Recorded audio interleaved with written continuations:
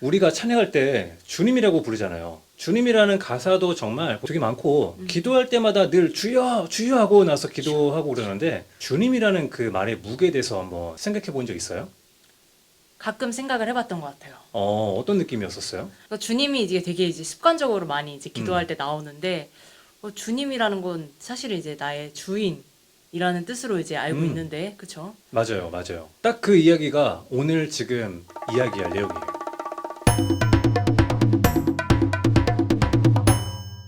마태복음 7장 21절부터 나오는 이야기죠. 나더러 주여 주여 하는 자마다 다 천국에 갈 것이 아니요 다만 하늘에 계신 내 아버지의 뜻대로 행하는 자라야 들어가리라. 우리가 교회에서 기도할 때 주여 하잖아요. 네네. 이 주여 사전적으로 무슨 뜻일 것 같아요? 주인님이라는 뜻이겠지요, 아마도. 그쵸? 아마 이게 막 종들이 주인한테 하는. 맞아요. 우리가 주님 하면서 부르는 이 말은 주인이라는 뜻인데 영어로 해도 my lord, 나의 주님이라는 거죠. 중세 유럽 사회에서는 나와 내 가정을 지켜주는 내 삶의 터전을 담당하고 있는 성의 주인인 성주를 가리켜서 my lord라는 호칭을 많이 썼어요. 그리고 예수님이 살았던 시대에서도 헬라어로 큐리오스 내지는 퀴리에라는 말로 주님이라는 말을 많이 썼어요. 그렇게 사람들이 예수님께 와서 주님, 주님 하는 거예요. 퀴리에, 퀴리에 하는 거죠. 그런데 그때 예수님이 21절에서 뭐라고 하셨는지 한번 봐줄래요? 나더러 주여 주여 하는 자마다 다 천국에 들어갈 것이 아니요 다만 하늘에 계신 내 아버지의 뜻대로 행하는 자라야 들어가리라. 그렇죠. 사람들이 예수님을 이렇게 주님이라고 부르기는 하는데 보니까 이렇게 주여 주여 부른다고 해서 다 천국으로 들어가는 건 아니라고 하시네요. 그렇죠. 그런데 좀 이상한 건 예수님을 주님이라고 부르는 걸 보니 일단 그 사람들도 예수님을 높여드리고 있는 것 같기는 한데 천국에는 못 간다? 자, 여기서 하나 봐야 하는 게 있어요. 이때 당시에 예수님을 가장 잘 알고 가까이 지내던 사람들이 누구였을 것 같아요? 예수님의 가족?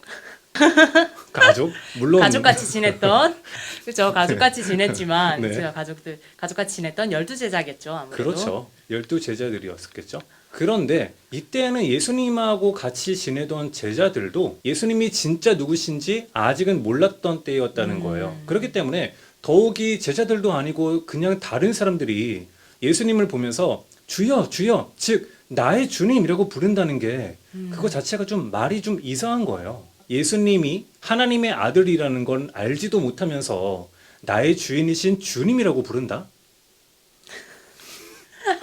여기서 재밌는 사실을 하나 얘기하고 갈게요. 자, 우리 인간보다 하나님의 본질, 하나님의 속성, 하나님이 누구신지에 대해서 더 잘 알고 있는 존재가 있어요. 그게 바로 사단. 그래서 무슨 일이 있었는지 혹시 기억나는 거 있어요? 아, 그러게요. 우리 왜 그 말씀에 보면은 귀신들이 이제 돼지들한테 들어간 사건이 있었잖아요. 네. 거기서 보면은 이 귀신들은 사실 다른 사람들은 예수님이 누군지 잘 모를 때도 불구하고 귀신들은 예수님의 실체를 알아요. 그래서 막 주여 주여 소리를 치잖아요. 그렇죠. 그러고 이 귀신들은 하나님의 실체를 알지만 그렇지만 천국에 들어갈 수는 없는 존재라는 거. 그렇죠. 그렇죠. 맞아요. 사람들은 예수님이 누구신지 아직 제대로 알기 전부터도 사단은 예수님을 알아봤어요. 지극히 높으신 하나님의 아들 예수여! 당신이 나와 무슨 상관이 있나이까? 당신께 구하노니 나를 괴롭게 하지 마옵소서. 아는 걸로는야 사단이 가장 잘 알죠. 그런데 그렇다고 해서 사단이 천국 가냐? 그건 아니라는 거죠. 그런 것 같아요. 그래서 예수님이 나를 아는 자가 천국에 들어간다고 얘기하지 않으셨고 내 말을 듣고 그걸 행하는 자가 천국에 들어간다라고 말씀을 해주셨었죠. 그렇죠. 우리가 예수님의 깊은 의중을 인간의 생각으로 어차피 다 알 수 없어요.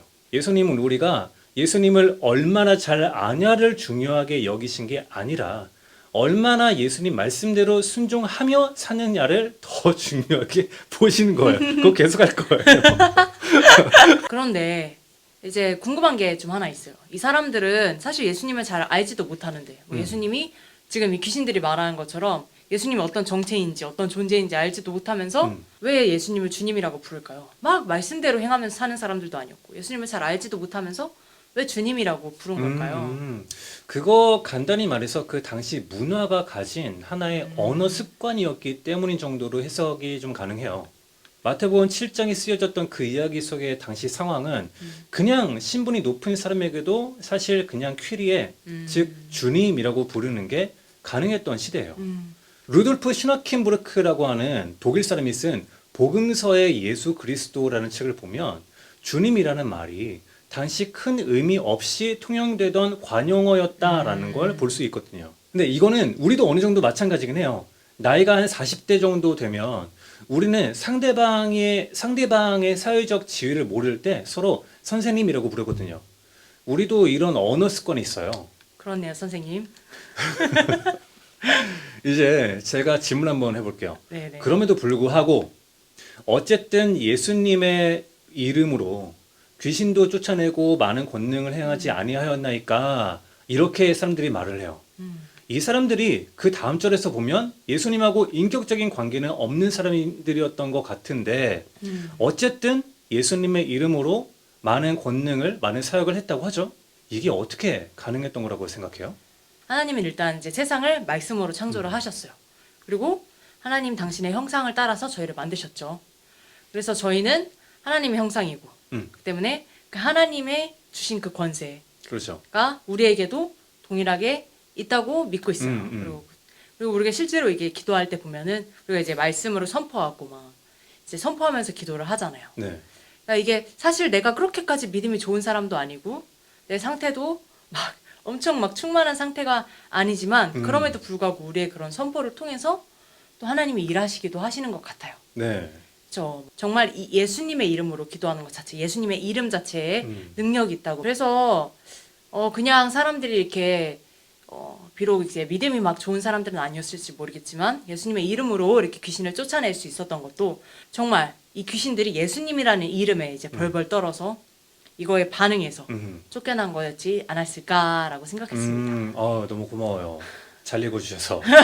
그리고 두 번째 질문. 예수님이 불법을 행하는 자들아 떠나가라. 예수님의 명령, 하나님의 말씀을 지키지 않는 자들에게 불법을 행하는 자라고 하시는데, 자, 나의 말을 듣고 행하는 자라야 한다고 하고 있어요. 그런 사람은 반석 위에 집을 지은 사람과 같이 지혜롭다고 하셨어요. 불법, 그리고 내 말을 듣고 행하는 자. 이게 지금 대치가 되고 있죠. 예수님의 말씀을 듣고 행한다는 게 결국에는 뭐냐면 율법을 지키는 걸로 연결이 돼요. 예수님이 우리에게 오시면서 율법을 폐하는 게 아니라 완성하러 왔다고 하셨잖아요. 그런데 그 모든 율법을 다 이루는 한 가지 방법이 있는데 그게 뭐죠? 바로 사랑이겠죠? 그렇죠. 사랑이죠. 이웃을 내 몸과 같이 사랑하라고 하실 때 그 사랑을 하는 게 바로 모든 율법의 완성이라고 하시는 거거든요. 새 계명을 주노니 서로 사랑하라. 너희가 서로 사랑하면 사람들이 보고 내 제자인 줄 알리라. 서로 사랑해서 율법을 지켜라. 하나님의 말씀을 지켜라.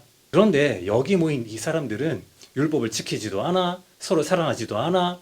서로를 사랑하지도 않으니까 서로 사랑하라고 하신 하나님의 말씀을 듣지 않는 거고 지키지 않는 거고 하나님께 대한 사랑을 제대로 실천하고 있지도 않은 거죠.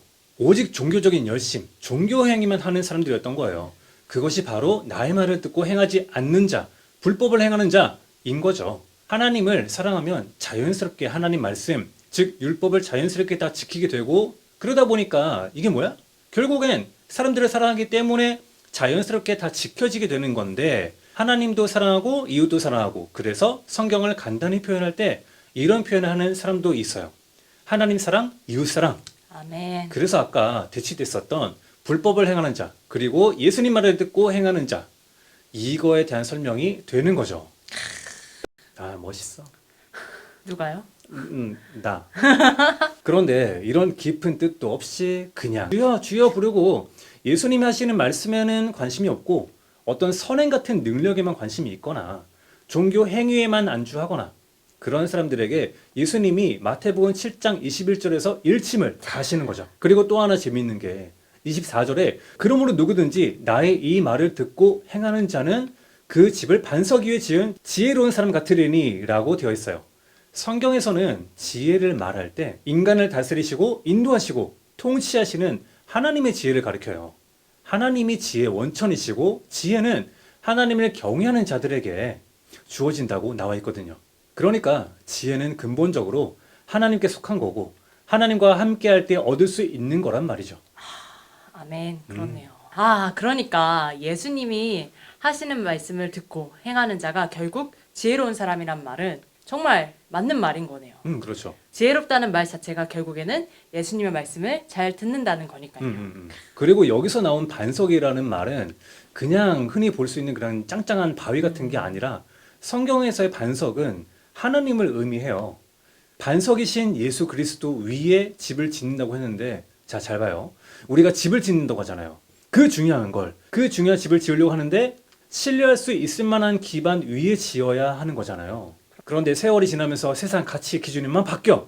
뉴스만 봐도 작년이랑 올해 하는 얘기가 막 달라. 그래서 내가 지은 내 가족을 지켜줘야 할 소중한 보금자리가 막 기반부터 흔들리기 시작하면, 말하자면 홍수가 나고 비가 오고 바람이 불 때마다 우리 집이 어떻게 될지 몰라. 막 불안해. 그럼 되겠어요? 그럼 안 되잖아. 그러면 안 되는 거죠. 그렇게 상황에 따라 늘 불안하고 가치가 바뀌어져 버리고 이리저리 흔들리게 되는 모래 같은 부실한 곳이 아니라, 세월이 가고 사람들이 말하는 것이 어떠하더라도 나와 내 집은 오직 여호와 하나님을 섬기겠노라 고백했던 여호수아의 고백처럼 흔들리지 않는 절대 불변의 가장 귀한 가치, 예수님 말씀에 나의 삶과 생명을 거는 거예요. 반석이신 예수님을 신뢰하고 그분의 말씀을 따르면서 그 위에 나의 신앙의 집을 짓는다는 거예요. 자, 오늘은 여기까지 하기로 하고요. 말씀 너무 많이 하신 거 아니에요? 저도 발언권 좀 주시지. 자, 오늘은 여기까지 하고요. 그렇게 우리도 정말 말씀대로 행하는 그리스도인이 되기를 소망하면서 날마다 말씀 양식 놓치지 않도록 오늘도 끼니 하세요. 야스 끝.